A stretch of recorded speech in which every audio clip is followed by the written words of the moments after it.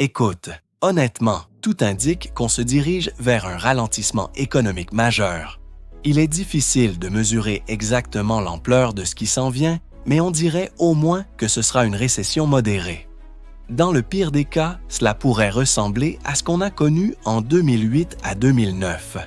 Donc, la chose la plus sage à faire, c'est de se préparer à un scénario difficile, tout en espérant qu'il ne soit pas aussi grave. Mieux vaut prévenir que guérir, et ce n'est vraiment pas le moment de prendre des risques inutiles. Attention particulière aux emprunts à effet de levier. Personnellement, je déconseillerais à quiconque d'avoir des dettes garanties par des actifs volatiles, surtout dans un marché aussi instable. Et en ce qui concerne la liquidité, il faut avoir des réserves. Garde ton argent au sec, comme on dit, au cas où il faudrait l'utiliser en urgence. Parce que lorsque les marchés s'effondrent, les choses peuvent devenir extrêmement brutales, très rapidement. Je te raconte une anecdote. Tom Henderson, ancien directeur financier de SpaceX, a travaillé dans une entreprise de semi-conducteurs au début des années 2000. C'était une société solide avec des produits technologiques de pointe. Il racontait que l'action de cette entreprise avait chuté de près de 95% en moins d'un an. Donc, si tu étais exposé avec effet de levier à ce moment-là, tu t'es littéralement fait anéantir. Oui, par la suite, le titre s'est redressé et a même dépassé ses anciens sommets. Mais si tu n'as pas survécu à cette tempête, tu n'étais plus là pour la reprise. La leçon, en période de panique, la dette à effet de levier peut devenir un piège mortel. Comme on le sait tous, l'économie fonctionne par cycle. Et on est clairement à la fin d'un cycle haussier qui a duré plus de 10 ans. Mon estimation personnelle, c'est qu'on entre dans une période difficile de 12 à 18 mois, avec des ajustements avant un éventuel retour au calme. Les récessions, tout comme les périodes de prospérité, finissent toujours par passer. Cela fait plus de 10 ans que nous connaissons une croissance constante. Alors, une correction sur 5 ou 6 trimestres semble presque logique. La dernière récession, si je me souviens bien, a duré environ 4 trimestres. Ce n'est évidemment pas une situation facile. Et pendant ce temps, les États-Unis foncent droit vers une crise budgétaire. Et on a l'impression que personne ne veut en parler. Tout le monde fait semblant que tout va bien, pendant qu'ils emportent de l'argenterie avant que le navire ne coule. Le budget du Pentagone est gigantesque, une véritable montagne d'argent. On parle d'environ 1 milliard de dollars par an si l'on inclut la défense et les services de renseignement. Mais le plus inquiétant, c'est que les intérêts sur la dette nationale ont déjà dépassé ce montant. On paye plus d'1 billion par an, rien que pour les intérêts, et ce chiffre ne fait qu'augmenter. Tous les 3 mois, on ajoute un autre billion à la dette. Ce n'est tout simplement pas soutenable. Ce sont nos enfants et leurs enfants qui devront payer la facture. Et si on continue comme ça, bientôt ce sera tous les 2 mois, puis tous les mois. On en viendra à un point où nos revenus ne suffiront qu'à payer les intérêts. C'est comme une famille qui vit à crédit, accumulant des dettes de cartes sans jamais rembourser le capital. Et on sait tous comment ça se termine. Il n'y a pas d'issue sans faire des coupes. Certains politiciens affirment que si l'on réduit les dépenses publiques, on tue l'économie. Et ils n'ont pas complètement tort. Si tu additionnes les dépenses des gouvernements fédéral, étatiques et locaux, cela représente environ la moitié du PIB. Pratiquement 50% de l'économie tourne autour des dépenses publiques. De plus, une grande partie de la population dépend de cet argent, directement ou indirectement. Employés du gouvernement, sous-traitants, bénéficiaires de programmes sociaux. Donc, toute réduction brutale peut provoquer des licenciements massifs, une baisse de la consommation et aggraver la récession. Alors, comment trouver un juste milieu? Bonne question. Car même si je suis pour une réduction du budget, il faut reconnaître que si c'est fait trop vite, les conséquences de social seraient très sévères. Mais attention, il ne s'agit pas de supprimer complètement les dépenses publiques. La vraie question, c'est est-ce qu'on dépense là où il faut? Est-ce que cet argent est bien utilisé? À la fin, ce qui compte vraiment, c'est la productivité économique. Si une personne travaille dans une structure inefficace au lieu d'une structure performante, sa contribution nette à l'économie, en biens et services, sera plus faible. Il existe des exemples historiques très parlants. L'Allemagne de l'Est contre l'Allemagne de l'Ouest.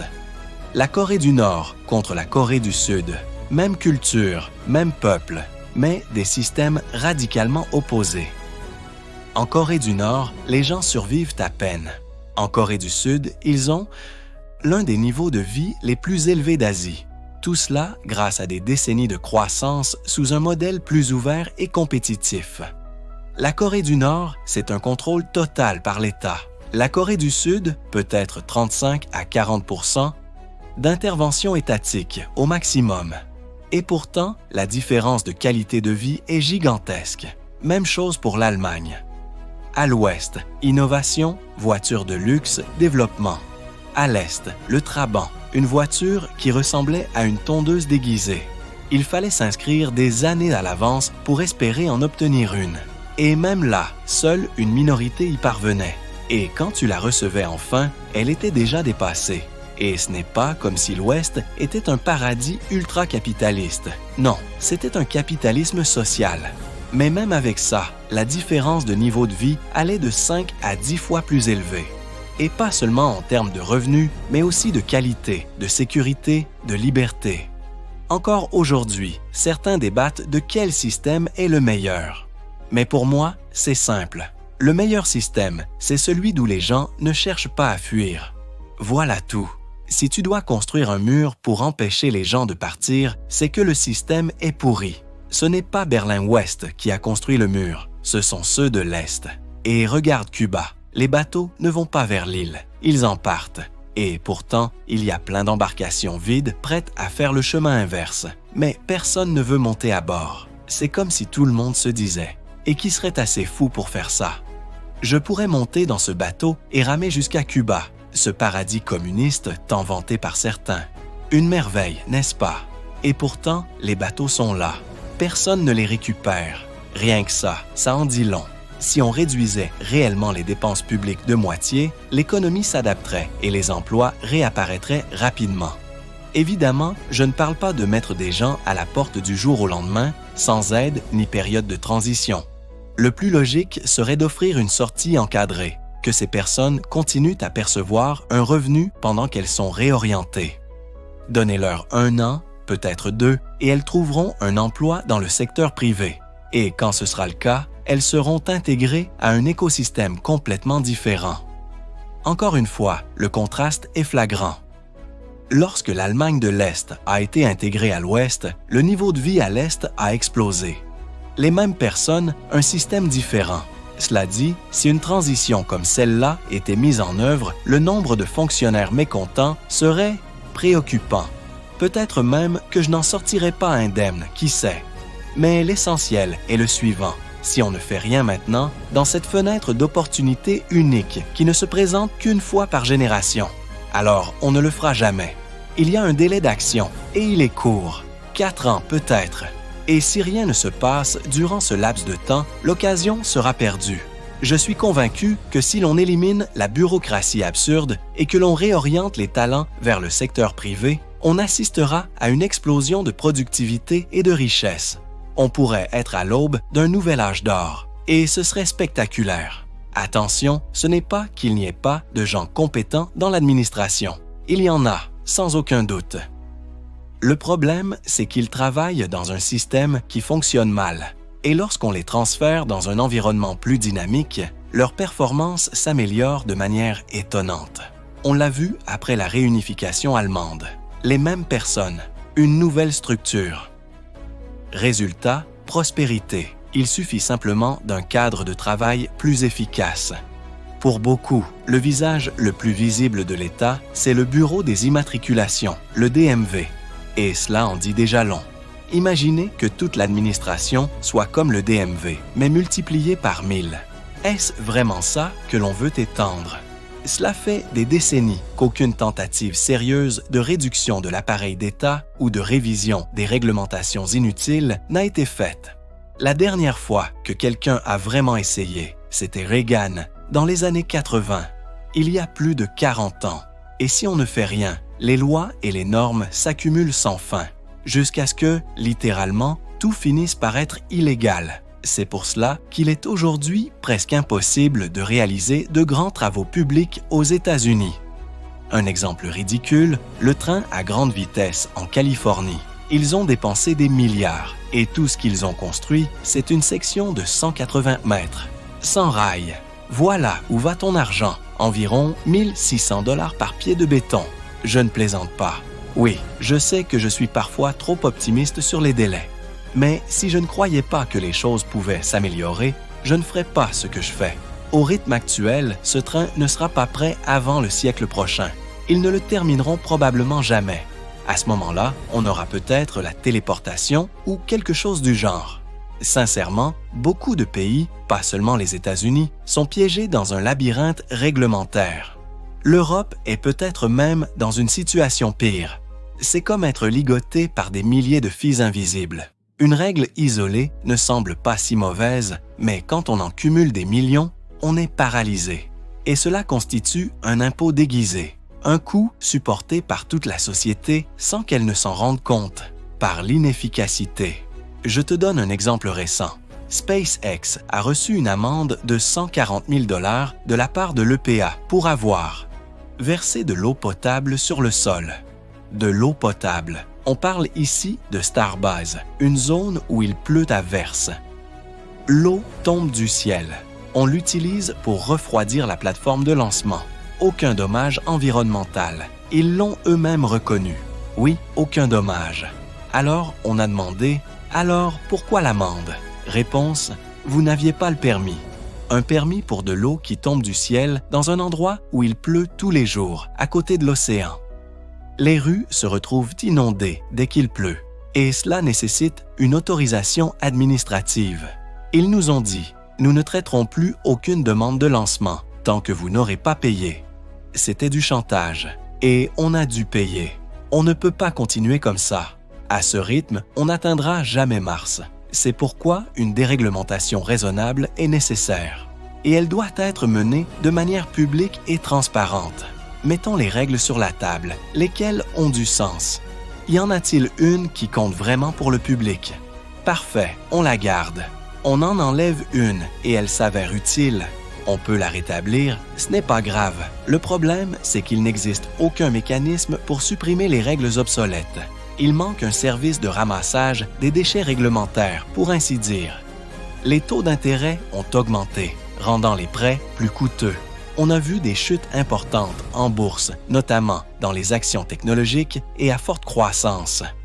De là où tu es, avec les données que tu as, comment vois-tu la situation économique? Sommes-nous déjà en récession ou est-ce juste une possibilité? Comment l'évalues-tu?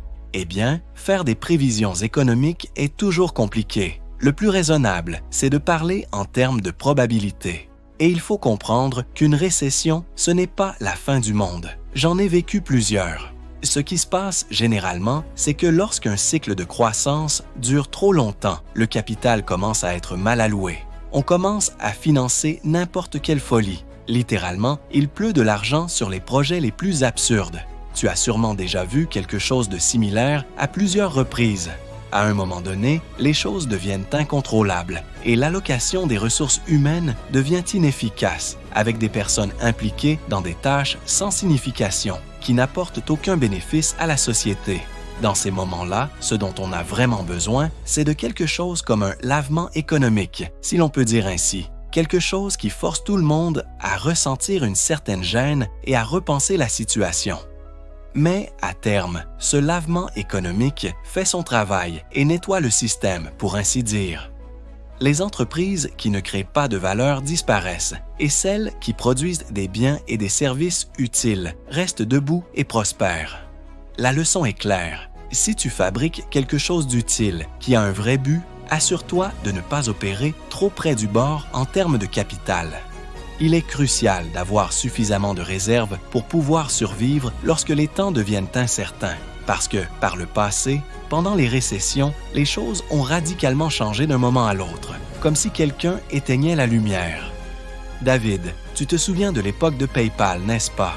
Quand, en mars 2000, nous avons réussi à lever 100 millions de dollars, et il y avait tellement de demandes que les investisseurs en capital risque transféraient littéralement de l'argent sur notre compte sans même avoir d'accord formel. Certains prenait la peine de chercher notre numéro de compte bancaire et d'effectuer des virements directement. Nous restions là à nous demander d'où ça vient, d'un component placement, et il s'avérait que c'était un autre fonds qui tentait d'entrer rapidement. C'était comme si, littéralement, ils lancèrent de l'argent avec une lance à incendie en mars 2000. Et puis, en avril 2000, le marché s'est effondré. Nous sommes passés d'un scénario où lever des fonds était facile à un où même les bonnes entreprises ne pouvaient plus obtenir de financement en quelques semaines. C'est quelque chose dont nous devons vraiment tenir compte. En l'an 2000, PayPal a failli faire faillite, mais heureusement, nous avons réussi à obtenir les 100 millions de dollars juste à temps, sinon nous aurions simplement disparu. Nous avons eu un pressentiment, avons agi rapidement, avons conclu la fusion avec X.com en environ 3 semaines et avons obtenu les fonds juste avant l'effondrement, parce que tout le monde voyait que cela allait se terminer bientôt. Et effectivement, 1 mois après, c'était un désastre. C'est pourquoi, si tu as une entreprise qui fonctionne bien, assure-toi d'avoir suffisamment de capital pour supporter les coûts et maintiens les coûts sous contrôle. Si tu es en pleine récession, et tout indique que nous y sommes probablement, bien que je ne sois pas tout à fait sûr, tu devrais surveiller ta trésorerie et essayer de parvenir à un flux positif dès que possible. Je dirais que nous sommes probablement en récession et que la situation risque de se détériorer. Mais comme tout, cela aussi passera et à un moment donné, les choses s'amélioreront à nouveau. Ce sera une période difficile, peut-être de 12 à 18 mois, ce qui est le temps moyen qu'une correction économique prend pour se produire. Et maintenant, si l'on parle du déficit budgétaire fédéral, la situation est tout simplement démesurée. Nous parlons d'un déficit de 3 trillions de dollars. Les dépenses fédérales s'élèvent à 7,9 trillions et les revenus fédéraux sont de 4 trillions, ce qui laisse un déficit de 3 trillions. Si c'était une entreprise, nous parlerions de pertes annuelles de 3 trillions. Je ne sais pas si nous devrions continuer à augmenter ce déficit. Cela semble une folie totale. Quelque chose doit céder. On ne peut pas simplement dépenser 3 trillions de plus que ce que l'on gagne chaque année et espérer qu'il ne se passera rien de grave. Cela ne va pas bien se terminer. Et le problème devient encore plus complexe lorsque l'on considère les obligations futures, comme la sécurité sociale, Medicare et autres. Ainsi, nous ne parlons pas de 7 trillions, mais d'un chiffre beaucoup plus grand. Nous opérons avec un déficit gigantesque et quelqu'un devra en assumer la responsabilité. Cela ne peut pas continuer de cette façon encore longtemps. La raison évidente de l'inflation est que le gouvernement a imprimé une quantité absurde d'argent, sans avoir suffisamment de garanties. C'est une conclusion évidente. Le gouvernement ne peut pas simplement émettre des chèques au-dessus de ses revenus sans que cela n'entraîne de l'inflation, en supposant que la vitesse de la monnaie reste constante. À moins qu'il n'y ait un changement dans cette vitesse, si le gouvernement fédéral émet des chèques qui ne rebondissent jamais, cela revient à créer plus de dollars. Et si la quantité de dollars augmente plus vite que la production de biens et services, alors l'inflation est inévitable. C'est une théorie économique de base, rien de complexe. Si le gouvernement pouvait simplement imprimer de l'argent et que les déficits n'étaient pas un problème, pourquoi ne pas le faire 100 fois plus grand? La réponse est que cela ne peut pas se faire, car cela détruit complètement la valeur du dollar. Beaucoup de pays l'ont déjà essayé. Ce n'est pas une expérience nouvelle. As-tu vu ce qui s'est passé au Venezuela? Les gens là-bas ont énormément souffert à cause des mauvaises décisions de leur gouvernement. Donc non, on ne peut pas créer de l'argent à partir de rien. L'économie réelle, c'est ce qui compte réellement. La vraie économie, c'est la production de biens et services, pas l'argent en soi. L'argent est simplement un moyen d'échanger des biens et des services, une façon d'allouer du travail et de transférer de la valeur dans le temps. Voilà ce qu'est vraiment l'argent. Un système d'information qui nous aide à échanger des biens et des services et à allouer des ressources de manière plus efficace. La qualité de ce système est fondamentale. On peut appliquer la théorie de l'information à l'argent et cela aide à comprendre pourquoi certains systèmes monétaires sont plus efficaces que d'autres. C'est comme une connexion Internet. Tu veux quelque chose avec une grande capacité, une faible latence et sans interruption. Il en va de même pour l'argent. Et ce que PayPal a fait, c'est améliorer la bande passante de l'argent. Cela a permis à l'argent de circuler beaucoup plus rapidement.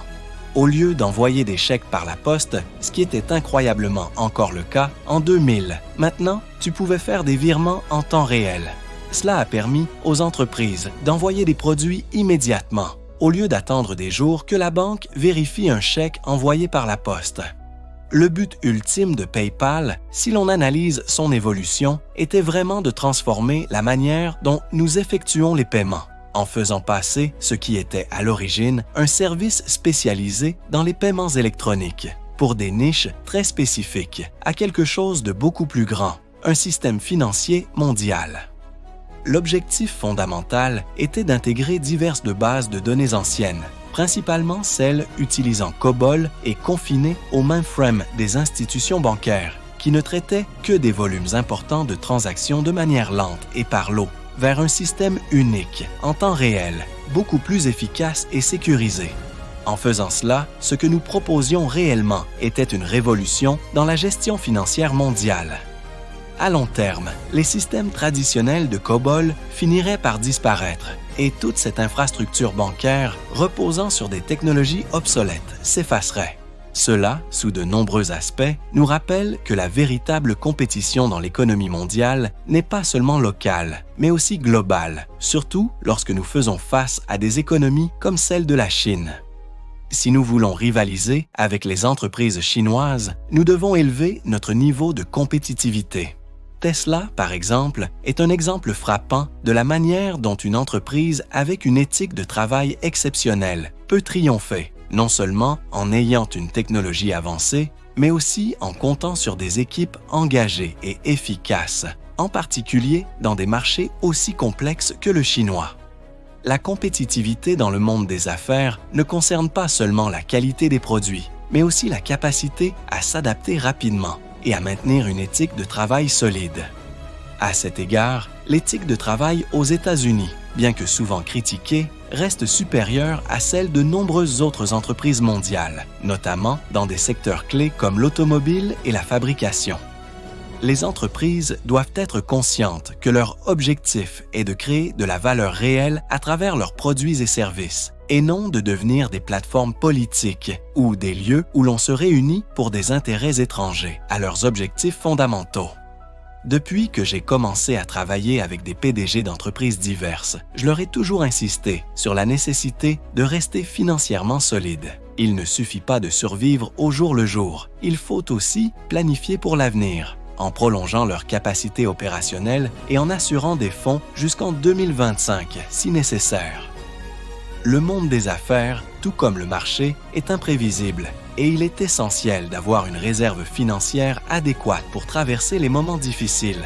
En fait, nous avons déjà vécu des moments où l'incertitude économique a été si extrême que, comme dans le cas de PayPal, nous étions à 2 doigts de la faillite. Heureusement, nous avons pris des décisions rapides et réussi à sécuriser l'investissement nécessaire juste à temps. Si nous n'avions pas agi avec rapidité, notre histoire aurait pu être très différente. Aujourd'hui, les leçons que nous avons apprises pendant ces périodes de crise sont essentielles pour comprendre comment nous devons faire face aux récessions futures. Actuellement, nous voyons des signes qui laissent penser à une récession économique mondiale. Les entreprises doivent être prêtes à y faire face, en surveillant de près leur flux de trésorerie et en cherchant à avoir un solde positif le plus rapidement possible. Ce n'est pas seulement une question de préparation financière, mais aussi de comprendre que les marchés peuvent changer de manière brutale, tout comme cela s'est produit par le passé. Le déficit fédéral des États-Unis est un autre sujet préoccupant qui met en évidence les risques auxquels nous faisons face. Nous parlons ici d'un déficit de 3 trillions de dollars, avec des dépenses fédérales s'élevant à 7 trillions et des revenus de seulement 4 trillions. Si cela était une entreprise, nous parlerions de pertes annuelles gigantesques. Cette situation est intenable et nous ne pouvons plus continuer à ignorer la gravité de la question. La clé de l'inflation actuelle réside dans l'émission excessive de monnaie par le gouvernement, sans garantie adéquate. Les chèques émis sans ressources suffisantes pour les soutenir mènent inévitablement à l'inflation. en particulier si la vitesse de circulation de l'argent reste constante. Ce n'est pas une question compliquée, c'est simplement une loi de base de l'économie. Si le gouvernement continue d'émettre de l'argent indéfiniment, nous sommes condamnés à la dévaluation du dollar. Il est important de rappeler que l'économie réelle repose sur la production de biens et de services, et non sur la quantité d'argent qui circule. L'argent n'est qu'un outil, un moyen d'échanger des biens et des services et d'allouer les ressources de manière efficace. La véritable valeur d'une économie réside dans sa capacité à produire une valeur tangible, et c'est la leçon que nous devons retenir. Tout comme la technologie améliore la vitesse de l'Internet, PayPal a contribué à améliorer la bande passante de l'argent, facilitant les transactions en temps réel, éliminant les retards inutiles et optimisant les flux de capitaux. La plus grande leçon que nous devons tirer de tout cela est que, bien que l'environnement économique et politique change, ce qui importe réellement, c'est la capacité à s'adapter et à agir avec prudence. Les périodes de prospérité, comme celles de faible inflation et de faible taux d'intérêt, ne dureront pas éternellement. Et lorsque les moments difficiles viendront, les entreprises doivent être prêtes à s'ajuster rapidement. Ce n'est pas seulement une question de survie économique, mais de résilience dans les affaires.